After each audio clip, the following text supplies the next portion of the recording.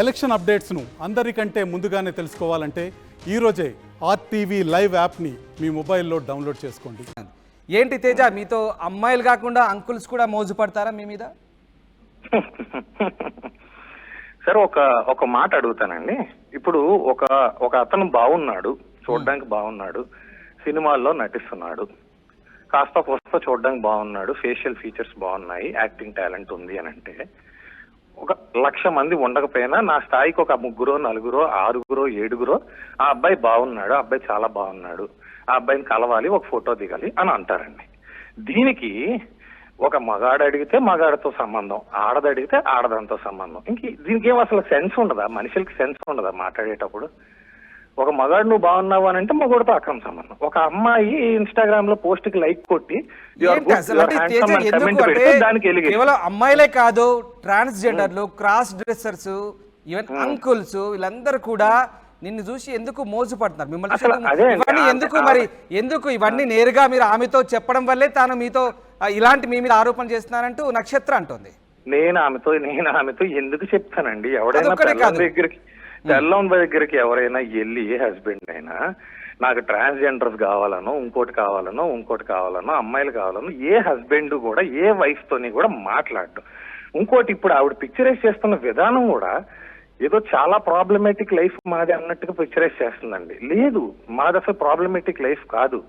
మాకు financial problems లేవు, మాకు ఏ ప్రాబ్లమ్స్ లేవు. మేము కలిసి ఉన్నంత కాలం హ్యాపీయెస్ట్ లైఫ్, చాలా హ్యాపీగా బతికాం. మా ఇద్దరి మధ్యలో ఎటువంటి ప్రాబ్లమ్స్ లేవు. విడిపోయిన తర్వాత 4 సంవత్సరాలు కూడా ఎలిగేషన్స్ లేవు. ఇప్పుడు ఎందుకు డీఫేమ్ చేయడానికి వస్తున్న ఎలిగేషన్స్ ఇవి? ఈ 4 ఏళ్లలో నేను తిన్నానా సచ్చానా అని మీరు ఎవరు పట్టించుకోలేదు కదా. పోనీ కనీసం మీ దగ్గర ఇన్ని ఎలిగేషన్స్ ఉన్నప్పుడు నాకు ఫోన్ చేసి నువ్వు ఎదవ్వి, నన్ను ఎందుకు వదిలేస్తున్నావు, ఎందుకు ఇలా చేస్తావు, ఇవన్నీ ఎందుకు రాలా?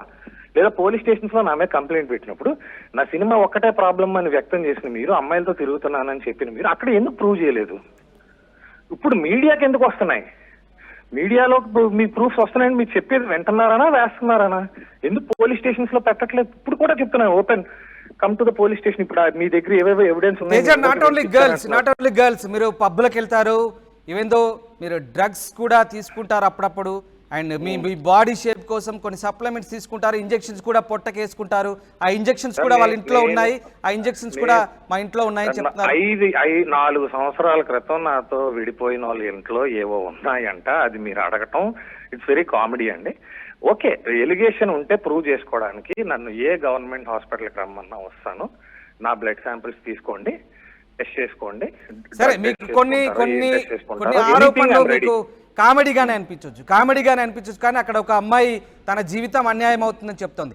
రైట్, కామెడీ అయితే నిన్న మీతో ఉన్న అమ్మాయి ఎవరు? ఒక అమ్మాయి కెమెరా ముందు నించొని నా జీవితం నాశనం అయిపోతుందని చెప్పినంత మాత్రం అది నిజం అయిపోవాలని రూల్ లేదండి. న్యాయంగా జరుగుతుంది. మీరు నన్ను మాట్లాడనివ్వాలి అడిగినప్పుడు. న్యాయం ఏంటంటే అన్యాయం జరుగుతున్నది నాకు, నాశనం అవుతున్న జీవితం నాది జీవితం నాశనం అవుతుంది తప్ప ఇక్కడ మీడియా ముందు కూర్చొని మాట్లాడుతున్న వాళ్ళ జీవితాలు ఏమి నాశనం కావట్లేదండి.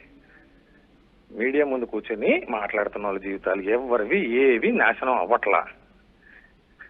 నన్ను డబ్బులు అడిగినట్టు, నన్ను బెదిరించినట్టు నా దగ్గర కూడా అన్ని ప్రూఫ్స్ ఉన్నాయండి. But not at the cost of media. I definitely submit in the court of law. ఈ చేసిన చేసినందుకు, నా మీద ఇల్లీగల్ గా అటాక్ చేసినందుకు, నా ప్రైవేట్ స్పేస్ లోకి వచ్చి నన్ను అటాక్ చేసినందుకు నేను కూడా దానికి తగిన యాక్షన్ లీగల్ గానే తీసుకుంటాను. అంటే మీరు అమ్మాయి కొన్ని ఆరోపణ చేస్తుంది, దానికి తగ్గట్టు కొన్ని ఏదో రికార్డింగ్స్ వినిపిస్తుంది. మరి మీ దగ్గర కూడా కొన్ని ఆధారాలు ఉన్నాయంటున్నారు. దానికి సంబంధించి మీ దగ్గర ఏమైనా మీరు సొసైటీకి చెప్పే ప్రయత్నం చేస్తారు? నేను మీకు ఒక విషయం చెప్తానండి. ఇప్పుడు నేను మంచోడిని కాదు అని మీరంటే, నేను మంచోడిని కాదని మీరు ప్రూవ్ చేయాలి. నేను మంచోడిని అని నేను ఎలా ప్రూవ్ చేసుకుంటాను? ఎలిగేషన్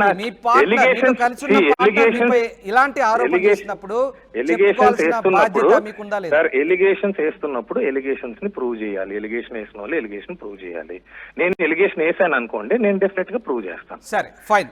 ఎలిగేషన్ వేయలేదు నేను చెప్పండి. తేజ, నిన్న మీతో ఉన్న అమ్మాయి ఎవరు, ఎందుకుంది ఆఫీస్ లో, ఎప్పటి నుంచి ఉంటుంది, ఏం జరుగుతుంది? ఆ అమ్మాయి నాకు తెలిసిన అమ్మాయినండి, నా ఫ్రెండే. నా ఆఫీస్ కి పని ఉండే వచ్చిందండి. Story discussion regarding my movie. చాలా మంది వస్తూ ఉంటారు, వెళ్తూ ఉంటారు. బట్ ఆ అమ్మాయిని నేను పెళ్లి చేసుకున్నాను లేదా చేసుకోబోతున్నాను అంటూ కెమెరాల ముందు మీరు ఎందుకు చెప్పాల్సి వచ్చిందండి? పెళ్లి చేసుకున్నాను అని ఎవరు చెప్పలేదండి, for your kind information. Okay, అక్కడ ఏదో తప్పు జరుగుతున్నట్టు పిక్చరైజ్ చేయడానికి ట్రై చేస్తే నేను చెప్పింది ఏంటంటే, నేను ఏ తప్పు చేయట్లే, అవసరం అయితే డైవర్స్ వచ్చేసిన తర్వాత నేను పెళ్లి కూడా చేసుకుంటాను, ఎవరినైనా ఈ అమ్మాయినైనా ఎవరినైనా చేసుకుంటాను, ఆ రైట్ నాకు ఉంది అన్నది మాత్రం నేను వ్యక్తం చేయడం జరిగింది. అమ్మాయి ఎప్పటి దాన్ని నుంచి కూడా వస్తుంది మేబీ తేజ? మీ ఆఫీస్కి- ఇంగ్లీష్ టు ఇంగ్లీష్ అర్థం కాకో లేకపోతే సరిగ్గా వీడియో చూడకో పెళ్లి అయిపోయింది అంటున్నారు చాలా మంది. Fine. ఆవిడ కూడా పెళ్లి అయిపోయింది అంటున్నారు. సరే, ఒకవేళ మీ మాటల్నే వక్రీకరించారు అనుకుందాం, కానీ ఆ అమ్మాయిని నేరుగా ఒకవేళ అవసరమైతే పెళ్లి చేసుకుంటానని కూడా ధైర్యంతో చెప్పారు. ఏ ధైర్యంతో చెప్పారు? ఈ అమ్మాయికి విడాకులు ఇవ్వకుండా ఇదంతా విడాకులు కోర్టులో ఇవ్వకుండా ఉన్న తర్వాత- కాదండి, విడాకులు మీరు సరిగ్గా వీడియో చూడండి, మళ్ళీ ఇది కూడా ఇదే అవుతుంది.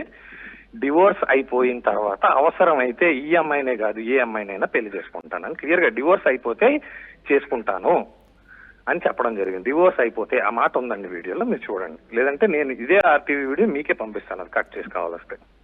అయితే తేజ, సారా ఎక్కడుంది ఇప్పుడు మరి? నాకెలా తెలుస్తుందండి? ఒక మనిషి మీద అన్ని ఎలిగేషన్స్ చేసిన తర్వాత ఆ మనిషితో ఇప్పుడు ఎవరు మాట్లాడతారండి? మీ మీడియా వాళ్ళే మరిన్ని వీడియోస్ కోసం ఛానల్ ని సబ్స్క్రైబ్ చేయండి, లేటెస్ట్ అప్డేట్స్ కోసం వాట్సాప్ ఛానల్ ని ఫాలో చేయండి, అండ్ లింక్ డిస్క్రిప్షన్ లో ఉంది.